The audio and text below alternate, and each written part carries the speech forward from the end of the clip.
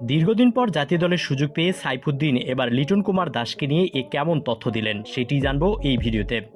দর্শক, দীর্ঘদিন ধরে জাতীয় দলের বাইরে রয়েছে সাইফুদ্দিনের ভক্ত সমর্থকরা ভেবেই নিয়েছিল আর কোনোদিন জাতীয় দলে দেখা যাবে না হয়তোবা সাইফুদ্দিনকে, কেননা বাংলাদেশ টাইগার যে রয়েছে সেখানেও জায়গা হয়নি সাইফুদ্দিনের। তবে হঠাৎ করে পাকিস্তান সিরিজে জায়গা পেয়েছে সাইফুদ্দিন।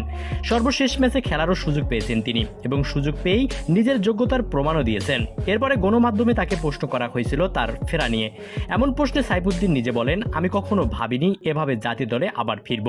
তবে এক মাস আগে লিটন কুমার দাস আমাকে ফোন দিয়ে বলেছিল, তুমি কিন্তু আমার দলের বেস্ট প্লেয়ার, সুতরাং নিজেকে প্রস্তুত করো।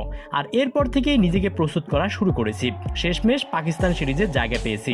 আশা করি সেই জায়গা পাওয়ার যোগ্যতাটার প্রমাণ আমি দিতে পেরেছি। আপনারা সবাই জানেন বাংলাদেশের পেস ইউনিটে টিকতে থাকতে হলে অনেক পরিশ্রম করতে হয়, আমি সেটাই করব। লিটন কুমার দাস যে আশা নিয়ে আমাকে দলে ফিরিয়েছে, আশা করি তাকে আমি হতাশা করব না। তো দর্শক, লিটন কুমার দাসের প্রতি সাইফুদ্দিনের এমন মতামত আপনি কিভাবে দেখছেন তা জানাতে পারেন আমাদের কমেন্ট বক্সে।